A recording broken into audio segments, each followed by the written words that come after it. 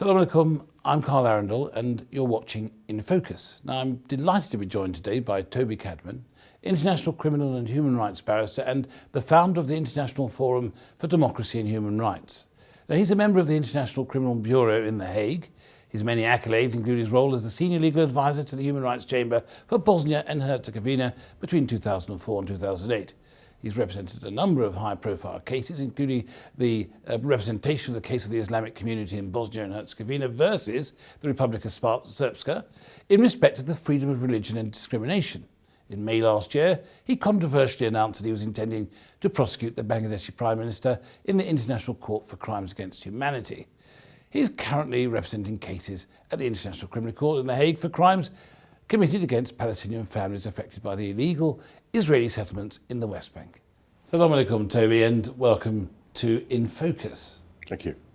Now, you spoke at a press conference at the beginning of the week, as you stated, to highlight the ongoing extrajudicial killing of civilians by the Egyptian security services with complete, as you said, impunity and complete derogation from all democratic and legal principles.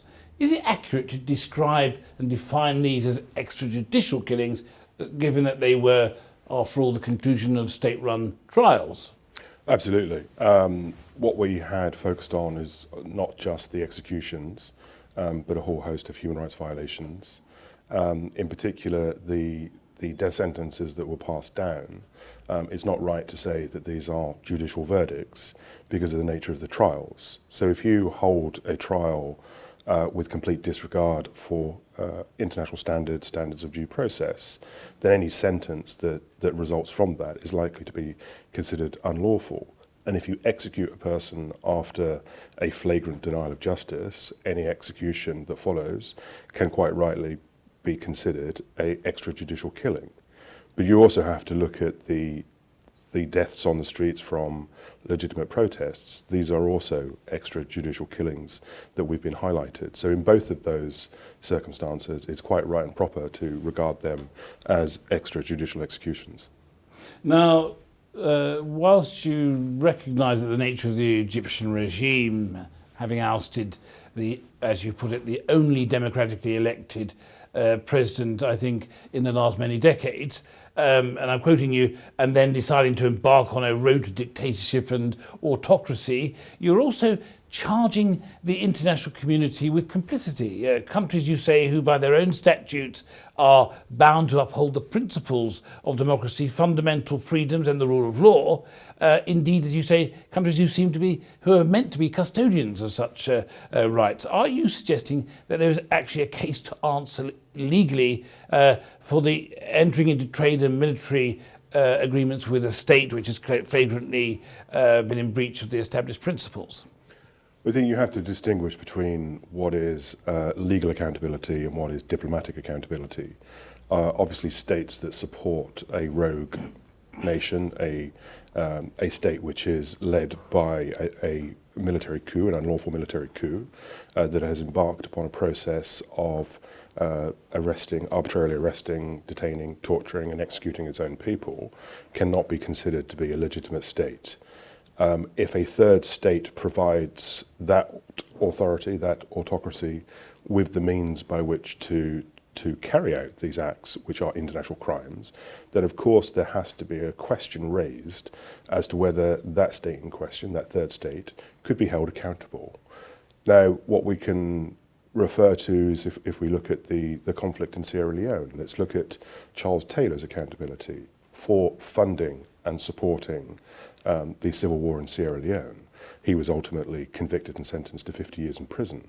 Now, obviously, his role was much more in depth than what we're talking about here, but the same principles apply. So if I provide Sisi with arms, if I provide him with military aircraft that is then used to carry out international crimes, then there has to be both legal and diplomatic accountability from that. And we're talking about states that quite frequently preach to the rest of the world as to what standards of accountability are, why we uphold standards, human rights standards, and it's very hypocritical for those states to, on the one hand, say in certain countries, we believe in a process of accountability, but in another situation, such as Egypt, we're willing to support an individual who is effectively a dictator. Now, you've been outspoken and written about what you call the shameful hypocrisy of both the EU and the United States, who both have applauded the cry for change in Egypt and the elections which led to Morsi becoming the president and his government, but then turned their backs and neither condemned nor took any action against the military coup that took place and the slaughter that followed. They've argued that there have at least been some process subsequent that is a pathway towards democracy. Do they have a point in sitting idly by? No, they don't have a point. There is no pathway to democracy in Egypt, and to suggest that there is avoiding the reality on the ground. I wouldn't say that I've been outspoken. I would say that I've been realistic, and I've actually stated what the real position is. It's clear that Sisi and his military government is on a roadshow trying to demonstrate to the world that he has a legitimate government, which he clearly doesn't, and he does not have the support of the Egyptian people. It is, again, hypocritical for those states to provide support, to provide economic, trade and military support to such a regime. The hypocrisy that I pointed out is, again, going back to my earlier comment, is that you can't pick and choose where you want to support a democratic process. If the West and other countries did not support the Morsi administration, as many did not, then that's not for them to decide who is in power. It's for the Egyptian people to decide who's in power. But isn't it the case that for many, many years, the Western powers have picked and chosen who they decide to uphold those values for? I mean, we don't need to go too far from Egypt across the borders to Palestine, to Gaza, to see that post the elections 2005 and 6, the international community has been, in many ways, complicit in ensuring that the people of Palestine have been punished for electing a particular government.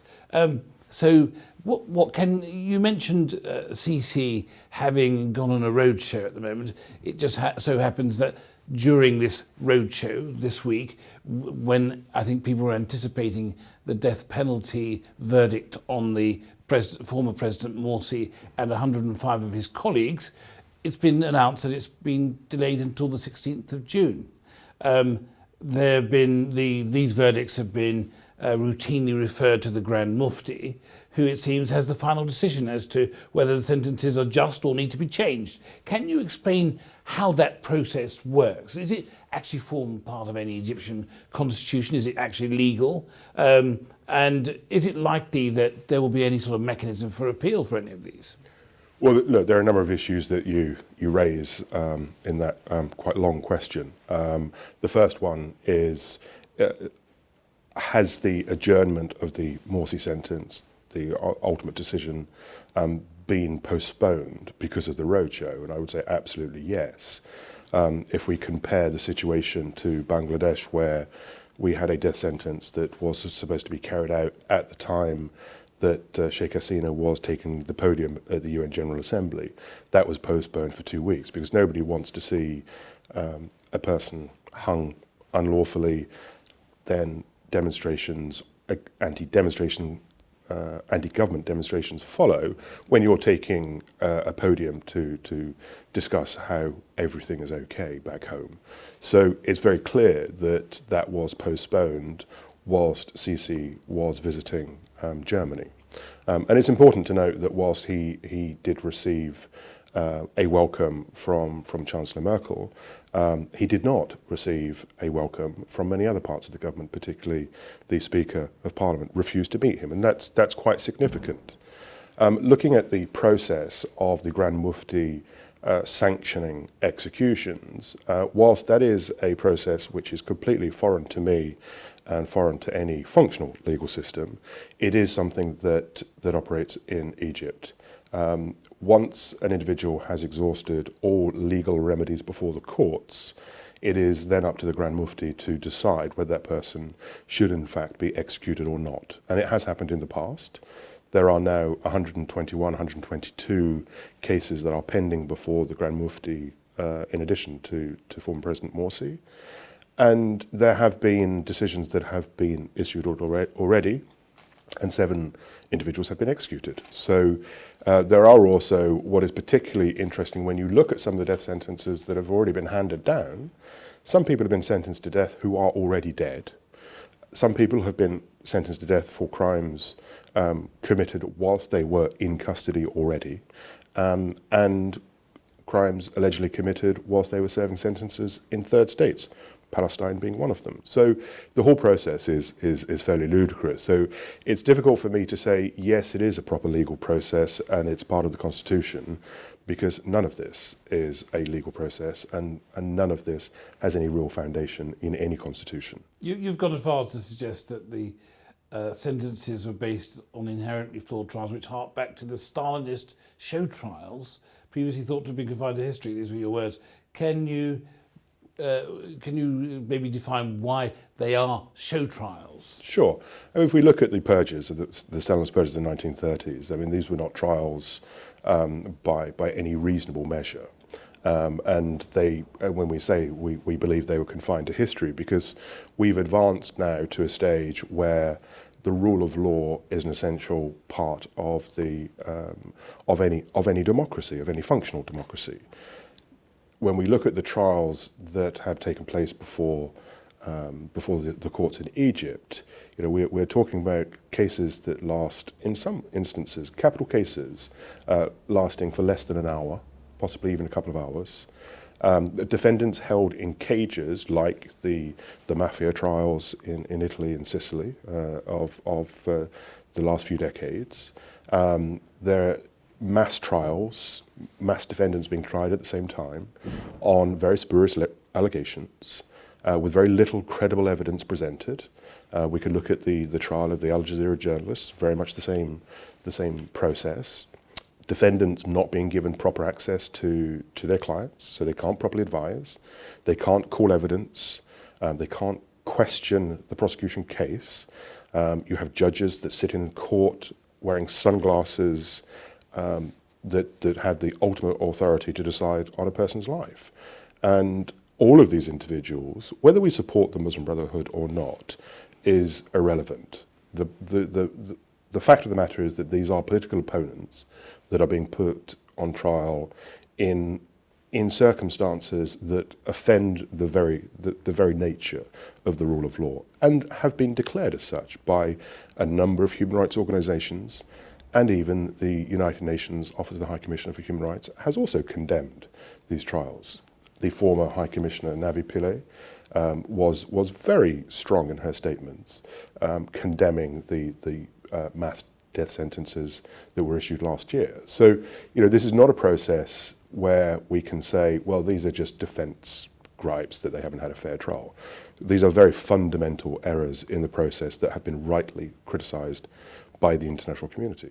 Now, clearly, the first thought is whether or not there are any remedies for this process. So one of the demands of the press conference which you spoke at this week was to demand a full and transparent investigation into human rights violations committed by the state military and security services.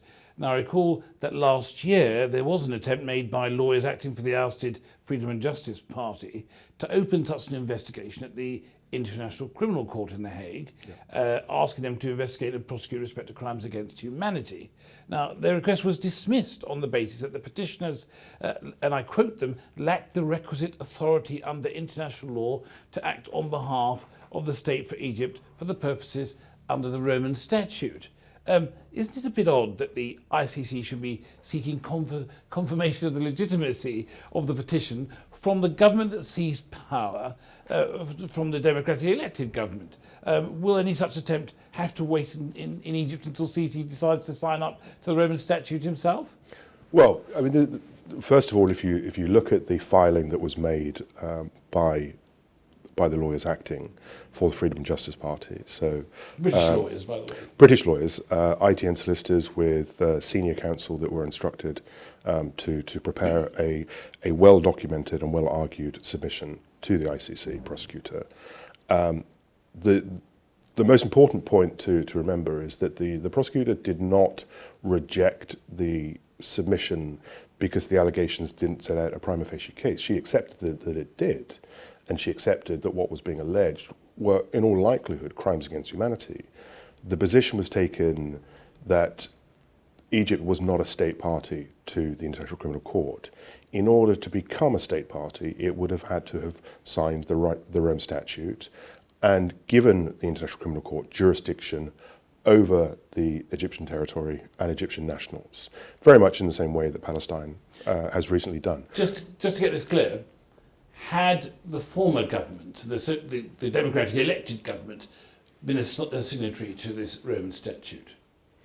Had they been a signature, then the ICC would have had jurisdiction over this. Now the question that was raised at that time, and my personal view is that the ICC made a fundamental error when they determined that at the time the request or the acceptance of jurisdiction was signed by President Morsi, he was already in custody, and he was no longer, according to the ICC prosecutor, the de facto head of state.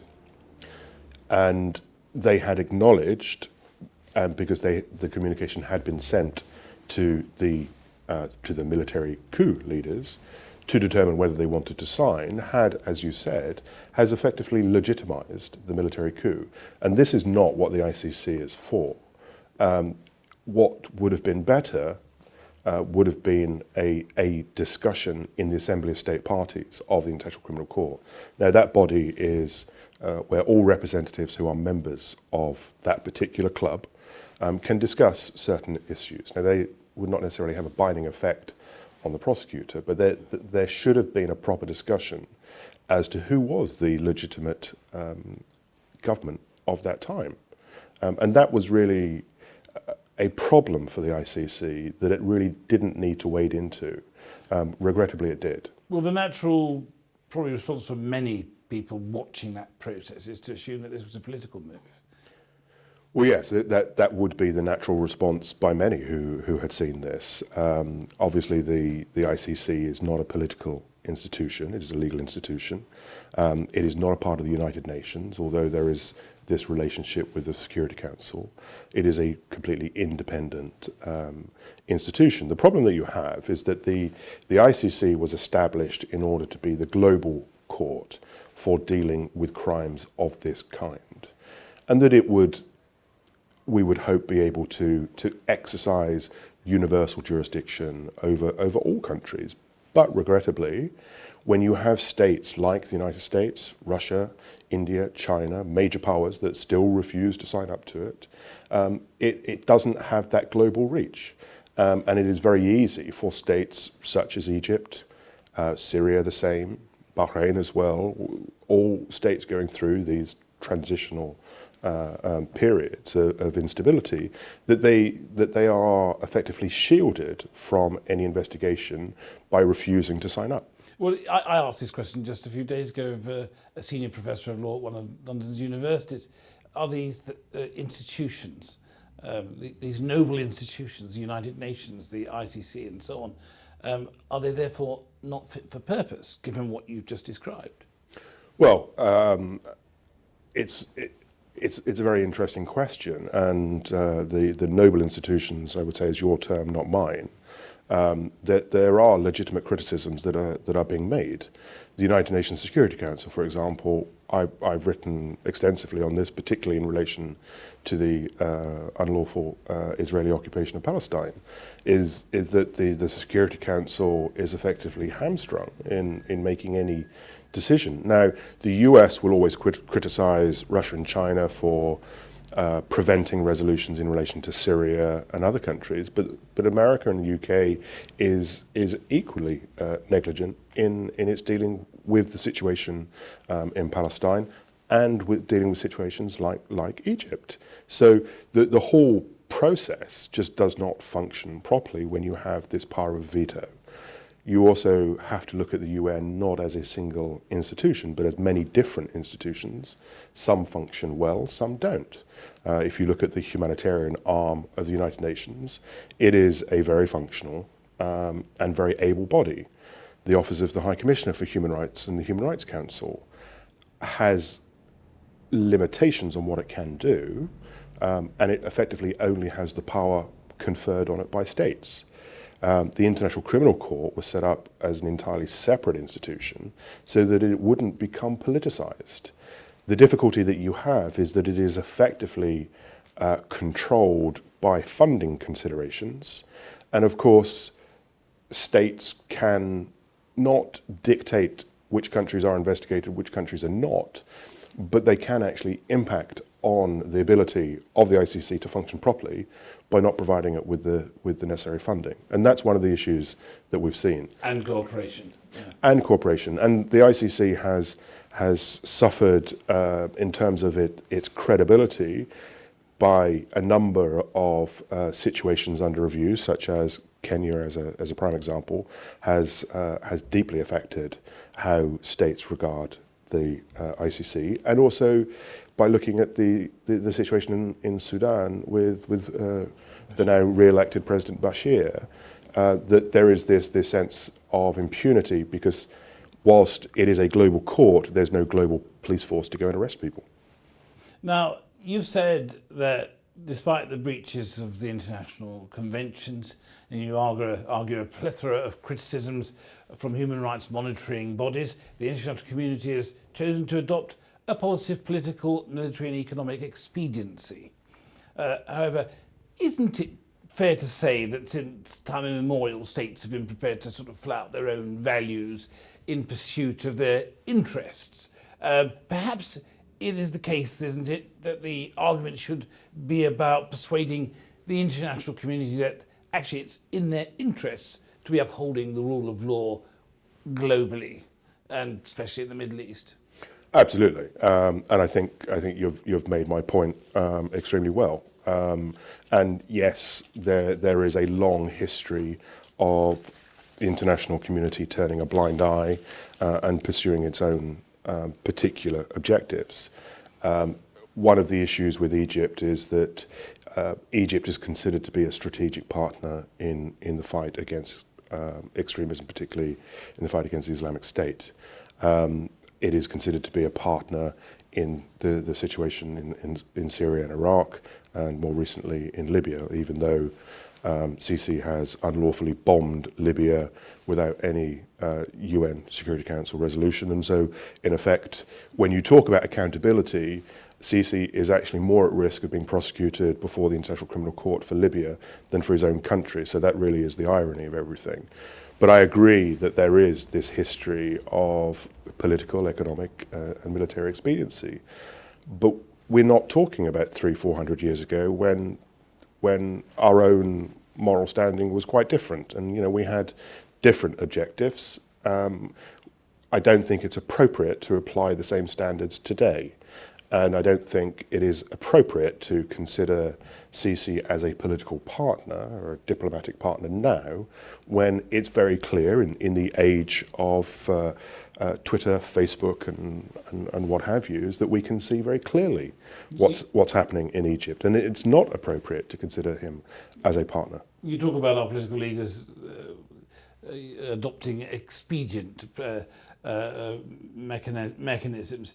The UK Prime Minister David Cameron last year announced an investigation into the possible terrorist activity and associations of the Muslim Brotherhood in Britain.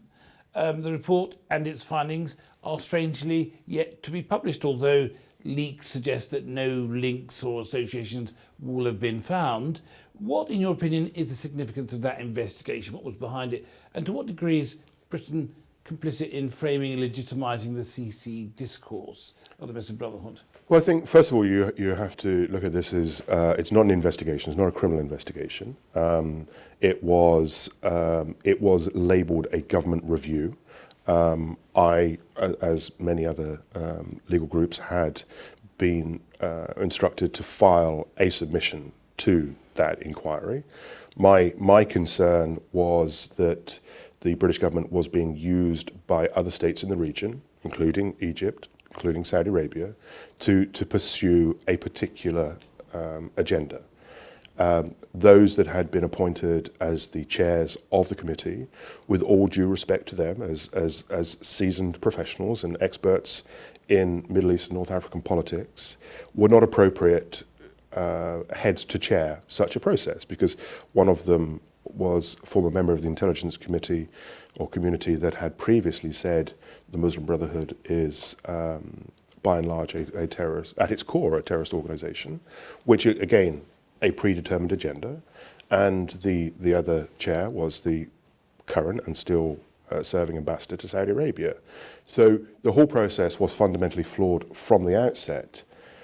Notwithstanding those concerns, we are at a situation now where there is no report, and what we are hearing, as you quite rightly say, is that the findings of this body are not likely to be what was intended. And again, that sort of points back to how flawed the process was in the first place, because they had a predetermined agenda for what the conclusions would be. Clearly, that review body is not going to say that the Muslim Brotherhood is a terrorist organization. It's not going to be designated as a terrorist organization. And what we hear is that there will be greater checks and balances on certain organizations. Now, in my mind, that presents two particular problems. First of all, there is already an existing legal framework for reviewing organizations, charitable organizations, if there are concerns about how they function. If you focus on one particular faith, then the argument can be raised that that is discriminatory in practice. The other serious problem is that if the review panel now issues findings in respect of organizations other than the Muslim Brotherhood or the Freedom and Justice Party, then they will have the right to bring proceedings, judicial review proceedings, because they've never been informed that they were under review and they've not been able to contribute to the process. So I think a lot of these problems the government has faced, and I think we also need to look at the changing situation in Saudi Arabia, that they may now be less concerned with what was the original intent behind the report. And we also need to be aware that the UAE that has also designated a number of groups as terrorist organizations. And notwithstanding that, the government seemed to be hell-bent on changing the way we deal with counter-terrorism with new laws and the Human Rights Act. Certainly, but looking at the way that many of these groups were designated by countries in the Middle East, I mean, even the US and the UK has rejected many of those findings. So I think the situation is developing. I think it is very clear that there does need to be a counter-terrorism, counter-extremism policy, but it needs to be a lot better thought out than it has been up until now. With those profound words, Toby Cadman, it's been a real pleasure speaking with you. Thank you so much for joining us on Islam Channel. Thank you. Thanks a lot.